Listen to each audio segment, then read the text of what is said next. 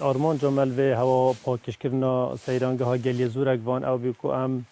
او هوا کو با پیرت ما بیرامه اینا و نشامه دایو کو بردوام ام ژینگەپارێزین یا گلی زور وان جکی گشتیاریه خلکانه که زور سردانوید دتن او تنت بینن اگر جکی خوابین بیتو یه باش بیتو یه جوان بیتن لوانه او سیران چیز و احساس کردن کو پاش مایت خلوی رفرانه داده خربه که بشوه که بین تخوار دا لیره کمپانیایت پاکر نبی و تشتی ببن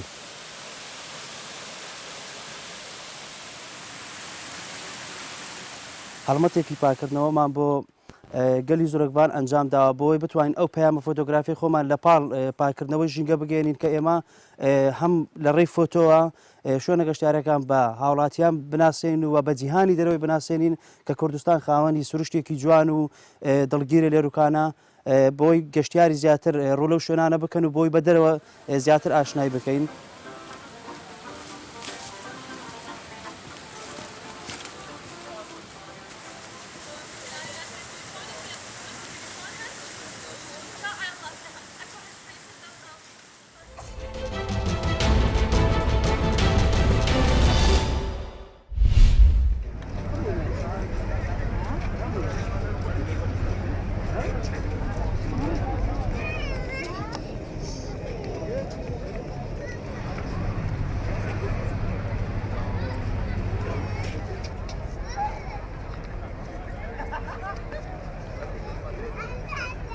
خدای پر راستی وقتی بین جد دیروکی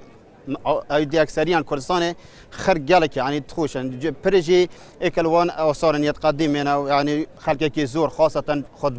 خطبه یعنی خر منطقاتن یعنی از خوی آکری میاد چند جاره استیم خلقی که زور ناسیال آکری بینم چون که بو خطبات باطلن اکثریان سردانو پرید کن پرجی راستی نوکا خاصتا یه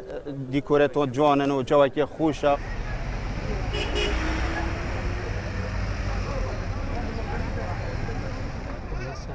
اسبوعانه بشولي وما رجعت خطبه من المولي ازو قال هفولت خطات نبري برجي جاي شي موري زاخو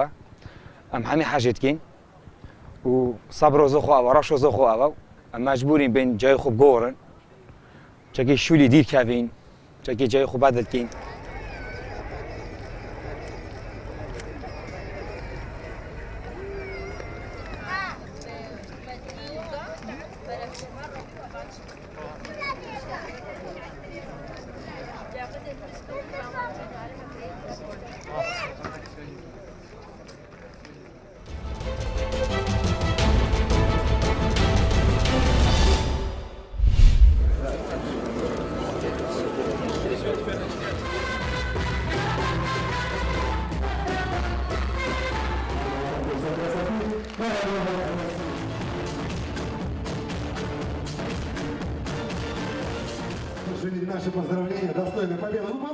Сказать, что это переполняет счастье, это ничего не сказать, просто я достаточно сдержанный человек на эмоции.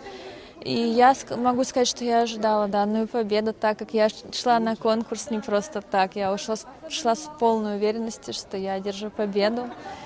Я видела участниц конкурса, считаю многих достойными, многие получили победы, ну, какие-то свои призы и номинации.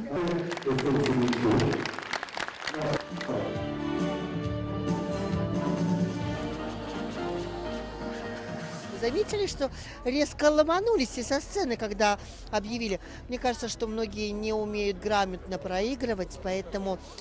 я участницам желаю все-таки не искать королеву, чтобы ее признали, а искать королеву в душе своей.